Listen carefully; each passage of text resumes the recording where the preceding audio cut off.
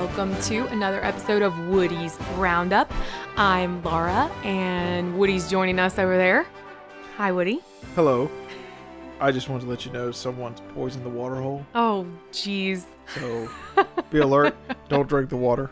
It's been poisoned. You're so funny. Today we're going to talk about Galaxy's Edge. Galaxy's Oh my gosh, she just drew a blank over Galaxy's Edge. Oh my gosh. How could you draw a blank over Galaxy? Oh, I'm gonna have to edit that gap out. I can't. I'm so sorry. Here, let me complete that. We're gonna talk about Galaxy's Edge. I'm sorry. At Walt Disney World. Okay. And we are also going to touch on Animal Kingdom's Avatar. Pandora. What, the Valley of the I don't know. It's We're gonna talk wherever about the land is. We'll Google that real quick before we get to that. No, I'm just kidding.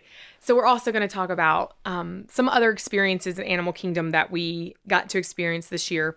But first, Galaxy's Edge. So let's talk about the magic hours and how you made me get up at 5:15 a.m. Okay, so I am ready to talk about Galaxy's Edge if you couldn't tell. Okay, so we went this past week or two. A week ago. We went to Hollywood Studios on the day where they had extra magic hours in the morning. Mm-hmm. Okay, so that means the park opens at 6. So we got up at 5. Mm-hmm. Okay, so let me tell you how this started, though. This doesn't have anything to do with the park. Okay, this has to do with the resort. We stayed at Coronado, which is a lovely, wonderful, always a go-to, great resort. So we get up and we start walking to the bus stop, and it's like 6:15. And, we had wanted to leave at 6, but it wasn't a big deal. We're relaxed. We just wanted to beat the crowd to Galaxy's Edge. We thought, man, it's going to be a huge crowd. It's going to see people. Let's just go. We want to see it before there's a ton of people. Then we leave, come back, take a nap. Well, we get to the bus stop, and the bus doesn't get there until 6:45, almost close to 7. So we get, we woke up early for these extra magic hours. Oh, yeah, we did. And sure enough, we lost an hour of it just waiting on the bus. Yeah. So that was unfortunate. It was. And there were people at the bus stop that were there before us.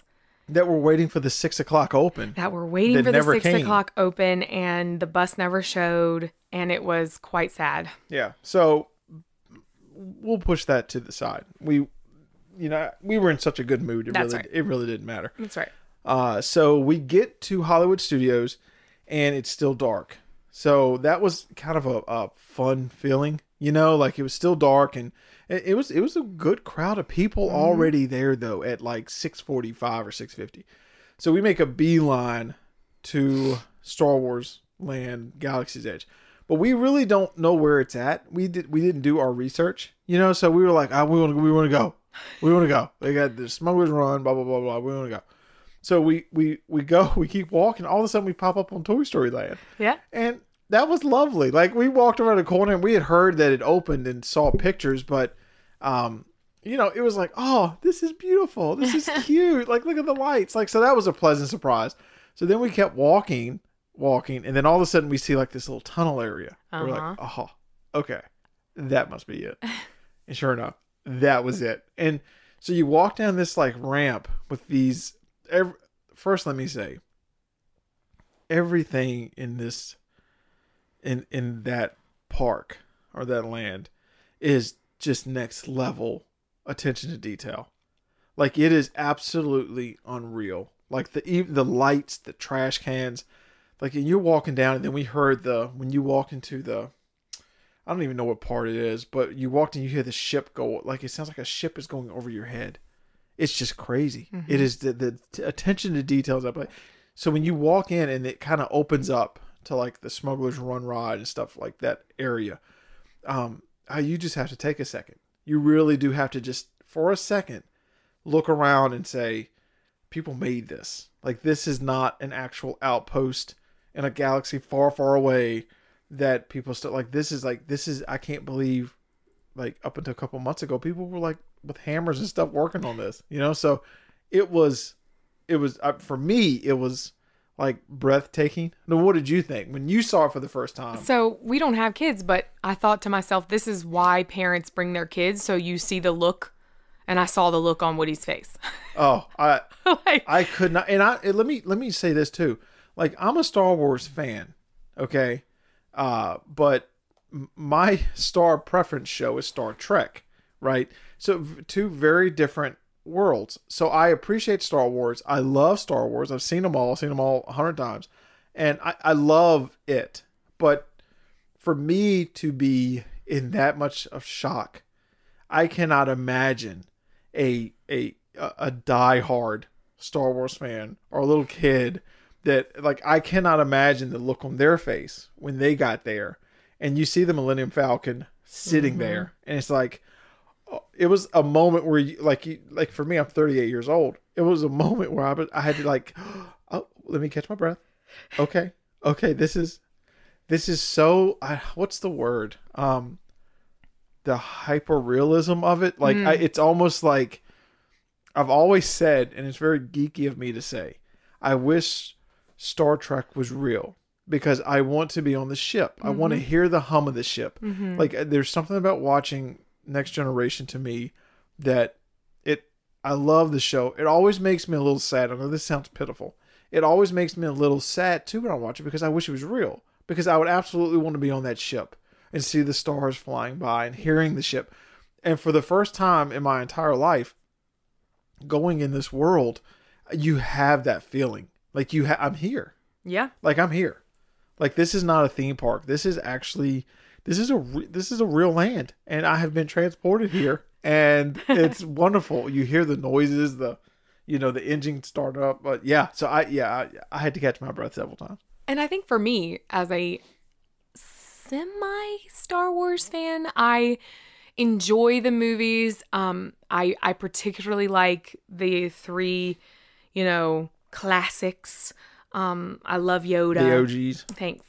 And I do enjoy the newer movies. Yeah, The Force Awakens. I did like The Force Awakens. Jedi. They were good. I didn't mind them. They were great. I think Rey is a great character. Yeah. I like Finn. I like all those guys. But I'm not, for me, put me in Tinkerbell's, like... Yes. Princess Land. Where does Princess Land coming by? I know. That's going to be between Toy Story Land and Galaxy's Edge. I was hoping that, Toy Story Land would come, but I really am waiting for, that fairy type. Pixie Hollow. Pixie Hollow. Yeah. Come on, give me Pixie Hollow. No. But first thing I noticed was the scale. I loved that they didn't do the Millennium Falcon in some sort of forced perspective, or, I love that it was like I could walk up on. It's there. It's like it's parked there with the ramp amazing. Open. And it's like, wow. Yeah. It's crazy. Yeah. I also really enjoyed the sort of marketplace, how it felt like things were like these little stairways that were going to sort of faux doors, whether they were faux or not, I don't know, but it was awesome. I did appreciate the stormtroopers sort of talking to you. Yeah, there was one, you walk by one part and they have it's like a mechanic shop, I guess. I don't know. And then he was walking up top, and this is my first experience with a stormtrooper there.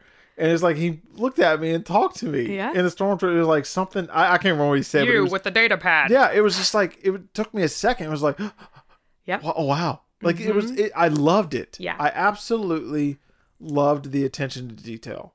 I have a little things that I'm going to talk about later. Okay. Sure. But I'm just geeking out over the scale and the decor, and everything looks like it has been worn. They're like laser blast on the sides of the ships. I love that. You know, and then so when we got there, we were there early. Like, at this point, it was like 7:00, right? Yep. And then we walk up and we see Smuggler's Run only has a 40-minute wait, something like that. Yeah, I think it was 35. Yeah, 35-minute wait. And so we were like, oh, what the heck? Let's do it. Right? Yeah. So disclaimer though, Laura gets as well. We get extremely motion sick. Okay. So when I say extreme, like I have to drive everywhere. I can't ride in a car. I have to drive. So for us, we have to be very selective over the rides that we're on. We kind of break it down into thrills and chills.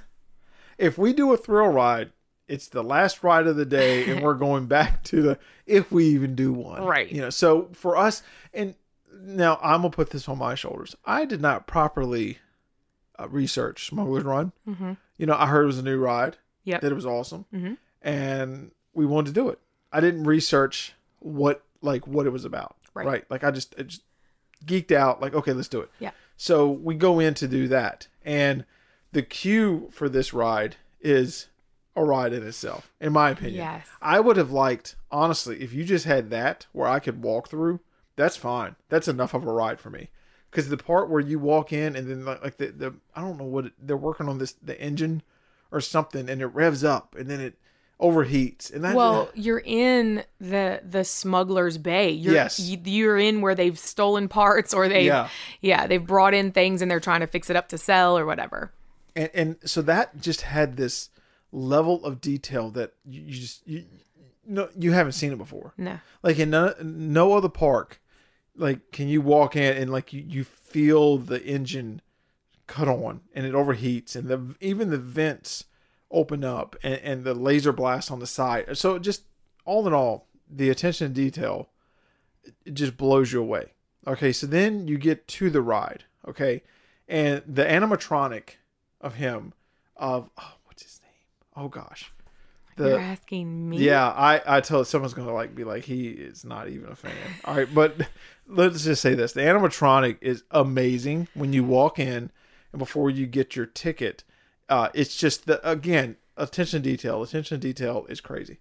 So then you go in and then you get your position. So I did not know this part, and again, this is my fault for not researching it. Like there's 6 people in the ride.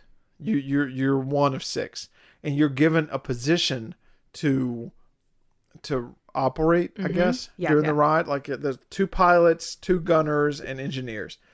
So we get gunners when we go in, right? Yeah, we did. And I immediately thought, awesome.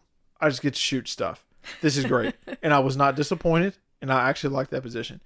I had no clue what the other people did except for the pilot. I kind of assumed they would be flying the ship. But yeah, we get in and just the seats and everything are just unreal. Like everything about it was top notch.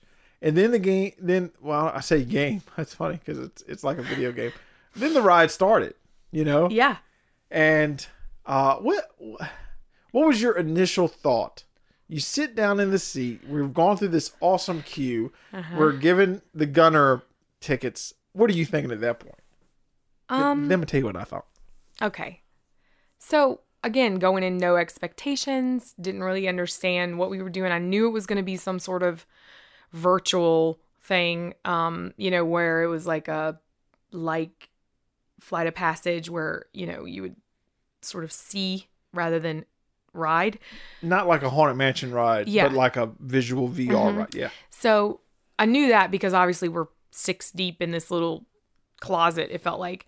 And knowing that the 50-year-old lady with her 15-year-old daughter were driving this thing, and then for one, the guy who the cast member that let us in, he goes, okay, so you're going to be up and your daughter's going to be left and right. I was like, we are going to throw up. This is not going to go well. This is not going to go well. And then I heard them then move from us, tell us what to do. Then they go to the 2 guys behind us, which was a father and son from the UK. And they tell them to press every button they can. And good luck. They were the engineers. And ours, no, don't get me wrong. Ours was just pushing buttons too. But I did appreciate, okay, so my initial, which was your question, my initial thought was, okay, let's do this. I wasn't really thinking about how I was going to feel. I wasn't really thinking about how it was going to get me all sort of floaty and motion sick. But I thought, I'm going to do the best I can because I don't want to let my Star Wars loving husband down. But I did initially when he's like, let's go, the guy Hondo, right? Yeah, there. Thank you. That's because I googled it on my phone. But the initial, be careful and don't hit anything on your way. However, whatever his accent was, and so I'm thinking yes. So I start trying to push my gun button, and nothing's happening. There must be. I gotta wait. Yeah. And then I started pushing it again and noticed that I had blue and Woody had red, and I could see how he was so much better at shooting things than I was. And then there was a certain time when like a button would blink and I had to drop a grenade or a missile or something. Yeah, you shoot a missile. And I totally missed that every time. I didn't do well. Could have been that I attributed it to my own motion sickness, because if we would have blasted things, we wouldn't have hit them.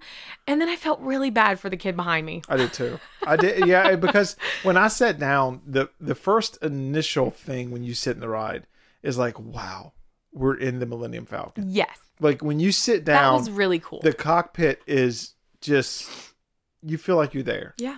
And at this point though, for me, like I'm a nerd, right? In certain aspects of what I like. Star Wars is not one of those things.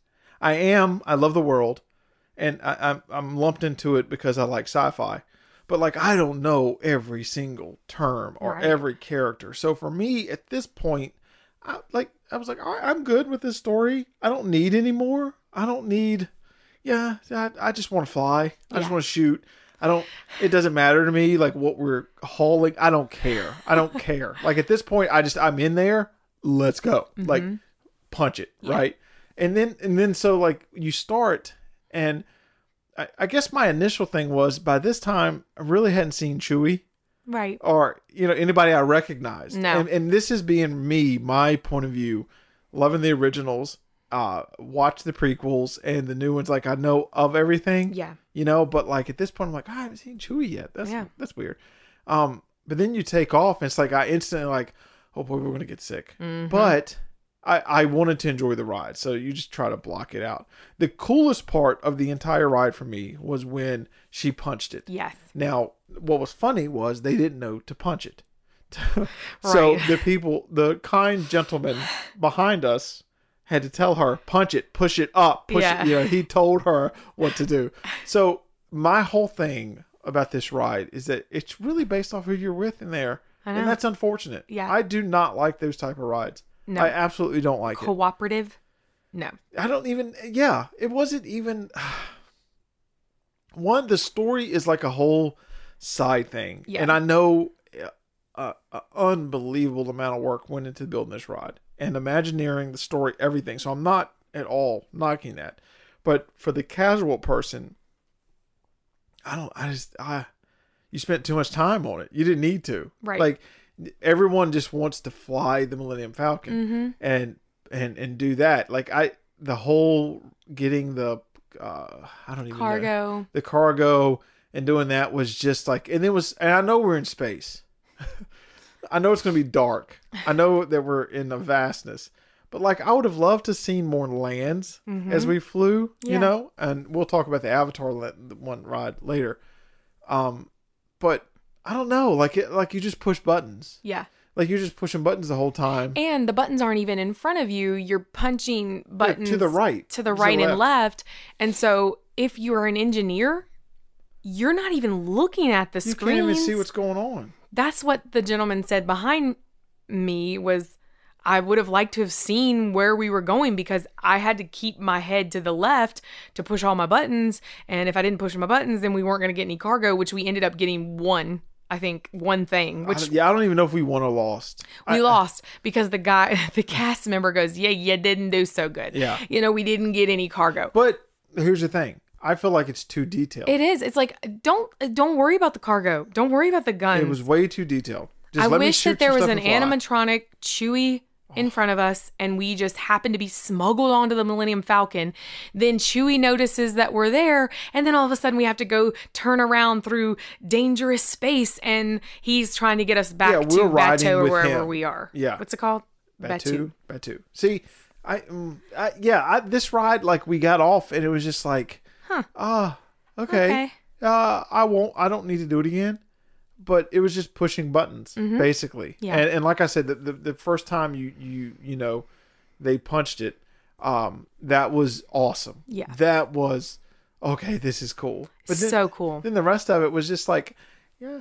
Because when you came out of what I guess hyperspace or warp drive or whatever it's called. Warp drive, Star Trek. Okay. When you came out of that, Yeah. and then you felt the whole ship sort of push forward and then move backward, like Yes. you felt that was really cool. That was good. Then it started to go in more to the story, and then that's when I was just like, I'm just gonna I punch just didn't buttons. care. And I am like the I guy that will buy I a know. ton of merch. Like, like I'm just not that knowledgeable. I can't imagine like a grandparent coming with the grandkid and them sitting in the ride and be like, wait a minute, what? Okay. And then you're just pushing buttons, and it was like, I don't know. Like, it just wasn't my favorite. But like, I'm also the type that I like to just see Haunted Mansion and those type of rides. But yeah, I mean, you know, yeah. We did it. We did it. We did So, it. bravo for that. Will we do it again? Maybe not. I don't need to do it unless they change the story. They won't. Like, you know, yeah. So I mean, unless I don't know. Maybe they will. Who I mean, knows? because like, it was almost too much. I just didn't need that much. They did a great job. In fact, almost too good of a job. But they made it like, okay, Yeah. I'm good. Let's do it. So we're looking forward to Rise of the Resistance. We hope that it is more chill. We're not sure. Do you know? I don't know a whole Just lot from about a it. little bit of the footage, it looks chill, Yeah. kinda ish, for So, Star Wars. Yeah, we Chill-ish look for Star forward. Wars. We look forward for that. But we as a couple just loved Star Wars Land, Galaxy's Edge as a whole. We ended up eating breakfast after we got off Smuggler's Run, and we had a great, I believe we ate at the Docking Bay. I think that was the restaurant. And we got the Bright Sun's breakfast platter, which was so fun and so delicious. So That it was awesome. It was like three cheese eggs. It had like pork sausage and purple potato hash, and then it also had a little mini Mustafarian lava roll. Now look, it was served in like this now this is the attention to detail. This is what I'm talking about. Like, even the silverware and the trays and everything felt like they had been there forever. Yeah. And so But they were futuristic at the same time. exactly, yeah. So like, you're eating breakfast out of this, you know, like rustic, like black little container. There was actual metal, you know, and it was at one point we were eating, and I felt transported. Yeah. Like I like the scenes where like the slop is put on the table, and you know, like I felt like that. It wasn't slop at all. It was $14.99. It But it almost felt like we were military. You know, that's a great way of putting it. Yeah, it really did feel like we were part of that world, and we were First Order or whatever, you know, stormtroopers, whatever it is. I felt like I was a member of some sort of group, and this was my daily ration. You know. Yeah, it was good. It was authentic, and even the cast members they didn't call it money. There was credits. Yeah. It'll be like 21 credits or however much it was. It was $10.99, so $10.99. We split it, which was perfect. Yeah, we got that in a drink. And a drink. So yeah, and it was delicious. The potatoes were my favorite. I loved that they, one, were purple, and two, they just had such good flavor. It was like an onion sort of, you know, like caramelized onion type flavor in there with the potatoes. They were seasoned well, and then you really liked the sausage, and the cheese eggs were good too. It was great. It was awesome, and it was, yeah, like that part I loved. Yeah. And we needed a second because we just got off the ride, and so we sat down, and we were just like, our heads were spinning. So we sat down, ate breakfast, and it wasn't crowded. And by this time it was like 7:30, 8 o'clock maybe, I think. And it wasn't crowded at all, and it was nice, and it was just, again, attention to detail, like, unreal, delicious, and would go there again just to dine. Yeah. Period. Yeah. We did get a look at the cantina. We could not eat. No, we did not. We had not made a reservation. Yeah, and there was a line. But you can tell the cast member at the door you just want to go in and look, and they go make it quick. And see, here's one of the, and it again, like I'm saying the same thing. I broke a record. The DJ droid in there, everything in there was amazing. I felt a little bad for the people eating in there because one, you're limited to like 45 minutes. And it was like still 7:30 in the morning. So these poor people were coming in, and I almost felt like they were forcing themselves to experience a cantina, which is like in my opinion, a late night bar type thing. Absolutely. They were forcing themselves to be transported to a nighttime thing at 7:30 in the morning because that's the only time they could get it. And and you got people walking around looking, and it was just kind of like, oh, they're trying to enjoy their reservations they've booked way ahead, and here we are just gawking at them like, is the blue milk good? It's just like, I felt bad, but again, if we go and there's an opening, I would eat there. Absolutely eat there. Yeah, absolutely. So visiting the marketplace, I asked Woody, I said, you don't see a whole lot of like Star Wars logos. You don't see a lot of like banners with Star Wars. It feels like you are in an actual marketplace, and the stuff it almost felt tagless. Like it almost is like everything in there doesn't have a tag. Yeah, it was great. Crazy. It's almost like a fresh market, open air. Every little outcrop is a little bit different. I loved the one with the cage and the little animal. If I'm a Star Wars fan, I would know the name of that little cat thing. But I did appreciate that. The bathrooms, hysterical story. I go to use the bathroom, and as I'm coming out and I'm starting to wash my hands, me and two other women are absolutely like clueless on how these sinks work. I couldn't figure it out. Now, the sinks looked like, again, very military, very camp like, boot camp like. If I don't know how to say it. The only thing in the bathroom with I can't speak for the female. That it was the urinals and the toilets were the only like normal thing in there. So everything there else was like an island of sinks that were standing on singular pipes. And it was like super minimalist, but again, felt like it had been there for years, and they looked worn, and they looked like people just didn't care. They were going in there to do the thing and then come out. But then again, I'm like, me and this other lady, she was a couple years older than me, are looking to how you get the soap. And it took, Woody's probably out there going, what is she doing? What is she doing? But I couldn't figure it out, and neither could she. And then sure enough, a third lady walks up, and we're thinking maybe we'll just copy her. She's been here before. Nope. The three of us are standing there completely clueless. Finally, I just turn to my left. I go, well, maybe if I turn this button, it's going to be the soap release, turn the button. Oh, no. Apparently that is a cast member's way to refill the soap.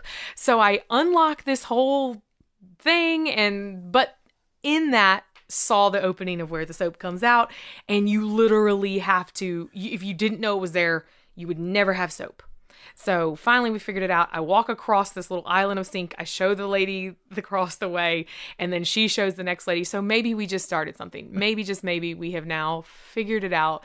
And sure enough, the soap comes out, and I walk outside. Hyper detail. And I told him, I remember telling you, I said, go in that men's bathroom and tell me if you can get. It was great. I mean, the whole, you literally feel like you're transported. Like it was like, it's, and the marketplace is great. It's got the lights strung above you, every little vendor in there, and the merchandise is fantastic. Yes. Like the branding, and it's subtle but in a cool way.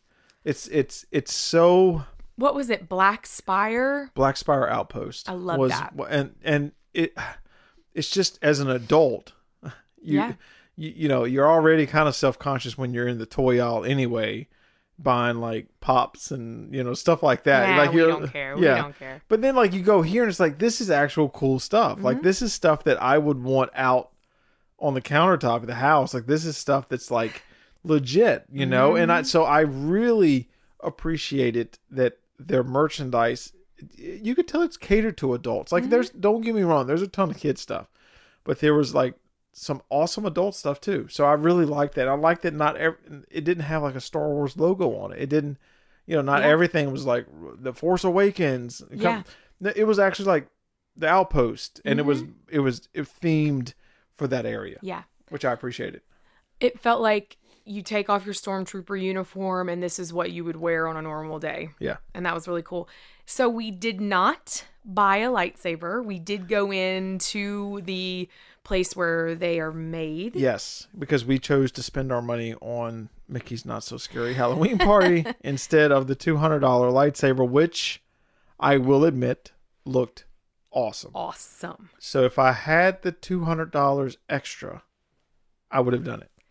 We visited this park twice on our visit because we hopped over on Halloween night when the party was going on. We had gone Tuesday, but it was also going on Thursday. So we had spent the morning in Magic Kingdom, and then we went back to Star Wars Land, or Galaxy's Edge, sorry. Yeah. And that is where we saw the assembly of lightsaber people. It's like the lightsabers come out like at a night. Group. That was fun. It was awesome. You wanted to have one. That was fun. It's like I felt like I was the kid who didn't have the lunch. I was like, do I have extra $200? I could go real quick, but you might have checked your balance when we were standing there. I was like, no, I need gas money for the way home. So no, we're not going to do that today. But the quality looked great, and that purple one, I just wanted it. Lit the lights from them were fantastic. It blurred your vision. My gosh. It was crazy. So if you have the $200, spend it. I didn't make one, so I can't tell you about the process, but I know that the place that you go and the whole scene is just wonderful. Yeah. Like at first you hear $200 for a lightsaber. That's crazy. Then you go there and you see it like, oh, okay. Yeah, okay. All right, that's good. Yeah. It wasn't like a telescoping one. No, not at all. You get a special carrying case. Yeah. And you just tell the people that had them, like you looking at them, you're like, oh, yeah, that's awesome. Yeah. I'm a little jealous. And then we also did we went to the droid making sort of. Where they make the droids. And the thing that does totally make me appreciate Disney and their whole team of marketing is like, hey, let's build a droid play area. And then we walk by and we see all these young and old people playing with their droids on this special sort of platform. And I'm thinking, that is so cool. Oh, yeah. I want my droid to play with those droids. And they looked like BB-8 style. I don't know what they call it, but it looked real. Impressive. It looked like a real little droid, like a little mini droid rolling around, and it was so well done. And, it was. And the case that they put them in. Mm-hmm. Yeah, like it was like you adopted a pet. Yeah, and you were carrying it around. It was great. If we had extra money to burn, I would have left that place with a lightsaber and droid. And I'm 38 years old, so just that whole theme was just, God, it was fantastic. Brilliant. And then we wandered over. All right, so this again tells you how casual we are in our knowledge. We didn't even know Rise of the Resistance was a ride coming soon. Like, I thought it was a movie coming out. One of those on Disney Plus streaming. I'm embarrassed whatever. to say that I didn't. I was like, what the heck is Rise of Resistance? And then so we walk over, we see this other entrance that what looks to be a ride, and there's a cast member waiting there, and then we're like, what's that? That's not open. What is that? And then all of a sudden, like, we heard them talking about Rise of the Resistance, right? And so I Googled it, and it's like, oh, wow. Okay. So this is like the big ride for this park that had not opened yet. But from the few clips that I've seen, it looks, again, next level, like something we've never seen before. But that area of the park, you can tell that area they widened it up a little bit. Mm-hmm. I think for the crowds. Yeah. I think, it didn't feel as cozy as the other part of Galaxy's Edge. Mm-hmm. It felt more open, which is the Resistance and all that, very themed very well. But you could tell, like, that's going to be the the big area, Yeah. like where people are standing and character meets and stuff like that. Which we saw Chewie walking around. That was Kylo cool. Ren, we saw him. Yeah, Kylo. But yeah, the land, but all the positives that we talked about. The land is fantastic. You have to see it for yourself. And even if you're not a hyper Star Wars fan, you will still appreciate the detail, the food, you're transported. You almost want to go back and watch a Star Wars movie after it. But yeah, I have a few things, but what do you give your grade of the land like? And then I want to talk about like what I felt was missing. So I will give it a B on a B. Oh. Okay, I know where you're going. Har har har.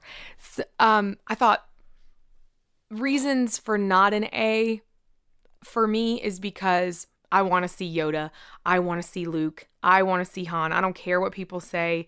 That I want to be back when I would have loved to have seen like Tatooine. I would have loved to have been able to like, see some of the, I would have even really liked to have seen, what's the big blobby guy's name? Jabba? Thank you. I want to see him. Yeah. Like Ursula in Ariel's Grotto. Give me Jabba the Hutt on some nasty, like mountain crop. I don't know. Give me him. Then I go to that place where I was, 10 years old watching them with my dad. And I also appreciated, but that's why I don't give it an A. The B, yeah, high B, even a B plus. I was a little bit like, how in the heck are they going to transform you from Toy Story Land to Star Wars? Like, how is that going to work? How do you butt up two parks like that, or two lands in a park like that? Loving how they did it. It really, they lengthened it enough. They gave you enough space from Toy Story that you actually stop hearing the buzz, whirlwind, spin, alien thing. You don't even hear it anymore. I don't know how Disney does it, but they change the way you hear, because you go from blasters and toy sounds and, Slinky's, the roller coaster and Jesse yelling, how, hoo, hey, to, okay, I just heard a ship fly over and the rocks now turned from toys to this cool, like, rock texture. And so I love that. I'm that person that's like, yeah, I'm going to check this out and I'm going to prove you. No, Disney did it to me again. Like, slap me in the face. Shh, Laura, you don't know any better than they do. And then again, being with you in a place that I know you love made me love it. Yeah. So even though I'm not a giant Star Wars fan, this makes me like it more. Yes. So high B, B plus. Yeah. All right. I'm going to give it an A minus. Okay. Because as a sci-fi person, I don't think they could have done a better job at the attention to detail and the worn look, and then the ship sounds, and then that feeling of it. Like, I absolutely, and when you walk in, like, you can't see the whole park. Like, you have to explore, and I love that. Like, we had to go around corners, and then when we left, I kind of felt like, did we miss anything? Let's go back, because there were corners that we, and if you walk in it from one way, it feels one way, and you walk in it from another way, it feels different. So I just don't think they could have done any better. I really, like, I was so impressed. I agree 100%. The only thing that's lacking to me, all right, so again, being the casual fan, I just don't know all the terms. I don't know the names. I just don't know the First Order resistance. It's like all these factions that I'm just kind of like, yeah, they wear red. Okay, they're the bad guys. Awesome. I like their costume. That's where I'm at. Mm-hmm. And so for me, if I have to go into it knowing every single thing, it just is kind of like, I appreciate it for what it is. It's awesome and cool and looks like another world. But then it's like, I understand it's supposed to be immersive, but it's almost too immersive, I think. It's you almost have to come armed with a backstory. And maybe that's the purpose of the park. I don't know. But for me, it was like, I saw a Yoda plush and his cane, and that was it for the toys. And I would have loved to have seen, something from the original trilogy shown. more of the characters that I know that are original. Like I just don't understand, where is Yoda? Like he's Where's such Vader? Yeah, like they're such huge parts of Star Wars, and it's like, are you going strictly to the new stuff? Because I mean, I understand why, but I hope that you save some of the original for part of it, because I really feel like you're going to have the people that are like me and a little bit older that only saw the originals or the prequels. They really didn't even have any of the prequel stuff. And I know that's not everybody's favorite, but for me, it's like, where's Obi-Wan? Like where is he at? Well, and we didn't see C-3PO. Yeah, like we didn't see R2. I felt like I was at a random Star Wars place exploring, and there was no real identifying people to me. And maybe that's the purpose of the park. You make your own adventure. But for me, I would have geeked out even more if I'd have saw Yoda in a corner animatronic. Or we did run into Chewie, but he was on his way somewhere else, so we really didn't get him to look at us. The stormtroopers walking around were great. I wish there was more of that. I wish they marched through every 15 minutes. But yeah, I feel like maybe Rise of the Resistance will add some more to it. I don't know. Like, I loved it. We went twice. The merchandise, well, what we didn't say was it was super expensive. It was great, but like there was a sign I wanted in the droid place.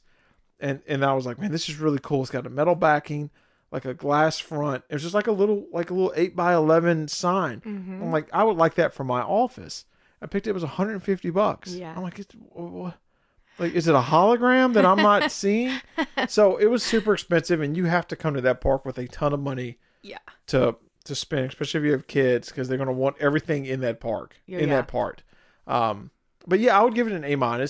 I think they did a phenomenal job. I just would like to see more of the original stuff, and maybe they have plans for that. Maybe they don't. Maybe that's not the purpose of it. But for me, man, yes, you can cater to the newer stuff, and I think you should. They're quality, but there's something about the originals that you've got to at least, like, I don't know, trickle in there somehow. Because for us that are the casual people that don't know the names and the everything else, it was like, where's Leia at? It would have been cool to see a Leia walking around. And Rey is awesome, but for my generation, I don't resonate with the Kylos and I resonate with the other stuff. So, but I mean, I loved it. It was great. It made Hollywood Studios even better to go to. That was like, I mean, Magic Kingdom is on another level, but Hollywood is like it. I love Hollywood Studios, and that makes it like it also leaves with me like, man, I can't wait to the next land they do. Like if they did this, with this, what's coming? My gosh, in 3 or 4 years, whatever they announce is going to be unreal. Whatever they add, because it's just the detail. But Smuggler's Run wasn't my favorite. The world was great. The merch was great. It was expensive. But yeah, I don't know. Throw an animatronic Yoda in the corner in a swamp. I did see a Wampa. Yeah, that was cute. That little guy. Isn't that one of the white snow things? Okay. Yeah. But I think we'll save Animal Park for another one, because that is a whole nother conversation, because Smuggler's Run, like, I went way too deep into that one. But we'll talk about the Animal Kingdom in another one. But awesome. So Star Wars Land, you've got to go see it. Even if you're not a Star Wars fan, you can go and still appreciate it and feel like all of a sudden you get home and you're like, man, all right, I need to Google some stuff. Like maybe I should start watching this, or, so it really does. It's a wonderful experience. They did a great job. They did a great job. Disney doesn't it good. So that'll do it for this episode of Woody's Roundup. Thank you, Woody, for all of your knowledge and all of your fun tidbits of information. We appreciate you guys so much joining us, and come back, hang out with us again for another episode.